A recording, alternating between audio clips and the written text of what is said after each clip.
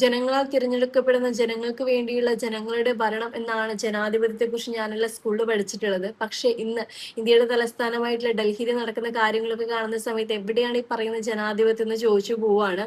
ഒരു രാജ്യത്തിന്റെ യുവതലമുറ ചെറുപ്പക്കാർ അവരുടെ അവകാശങ്ങൾക്ക് വേണ്ടി തെരുവിലിറങ്ങി വളരെ സമാധാനപരമായിട്ട് പ്രൊട്ടസ്റ്റ് ചെയ്യാണ്. വിദ്യാഭ്യാസത്തിന് വേണ്ടിയിട്ടാണ് അവർ പ്രൊട്ടസ്റ്റ് ചെയ്യുന്നത്. അതിൽ നടന്ന അനീതികളെയാണ് അവർ ചോദ്യം ചെയ്യുന്നത്.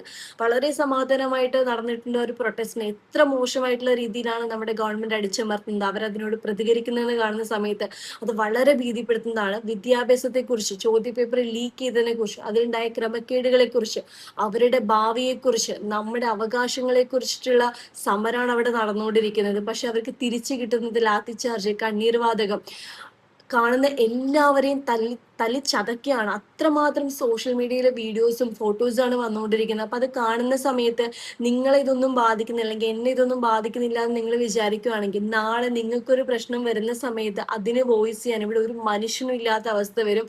അത്ര പോലും നമ്മുടെ അവകാശങ്ങൾ ഇല്ലാത്തൊരു രാജ്യത്ത് നമുക്ക് ജീവിക്കേണ്ടതായിട്ട് വരും. ഞാനൊരു രാഷ്ട്രീയ പാർട്ടിയിലും വിശ്വസിക്കുന്നില്ല, എനിക്ക് രാഷ്ട്രീയമില്ല എന്നൊക്കെ പറഞ്ഞിട്ട് നിങ്ങൾ ഇതിനോട് കണ്ണടയ്ക്കുകയാണെങ്കിൽ നമ്മളിവിടെ സംസാരിക്കുന്നത് രാഷ്ട്രീയമല്ല, നമ്മളിവിടെ സംസാരിക്കുന്നത് വിദ്യാഭ്യാസമാണ്, അവകാശമാണ്, ജനാധിപത്യമാണ്.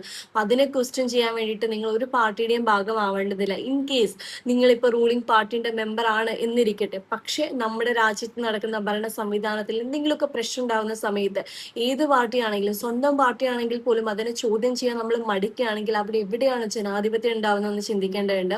ഇപ്പൊ നിങ്ങൾ സൈലന്റ് ആയിരിക്കുകയാണ്, എന്നെ ഇതൊന്നും ബാധിക്കുന്നില്ല, എനിക്ക് ചിന്തിക്കാൻ വേറെ കുറെ കാര്യങ്ങളുണ്ട് നിങ്ങൾ ചിന്തിക്കുകയാണെങ്കിൽ, നിങ്ങൾ ആ രീതിയിൽ വിശ്വസിച്ച് നിങ്ങൾ ഇപ്പോഴും ഇരിക്കുകയാണെങ്കിൽ, സൈലന്റ് ആയിരിക്കുക എന്ന് പറയുന്നതും മിണ്ടാതിരിക്കുക എന്ന് പറയുന്നതും ഒരു സ്റ്റാൻഡാണ്. അപ്പൊ നിങ്ങളോട് തന്നെ ചോദിച്ചു നോക്കൂ, ഇത്രയും വലിയൊരു അനീതി രാജ്യത്ത് നടന്നുകൊണ്ടിരിക്കുന്ന സമയത്ത് ഭാവിയിൽ നിങ്ങളുടെ മക്കളെ, നിങ്ങളുടെ ഫ്യൂച്ചറിനെ വരെ ബാധിക്കാവുന്ന ഒരു കാര്യം ഇവിടെ നടന്നുകൊണ്ടിരിക്കുന്ന സമയത്ത് നിങ്ങൾ എന്ത് ചെയ്തു എന്നുള്ള ചോദ്യം നിങ്ങളോട് നിങ്ങളുടെ വരും തലമുറ ചോദിക്കുക തന്നെ ചെയ്യും.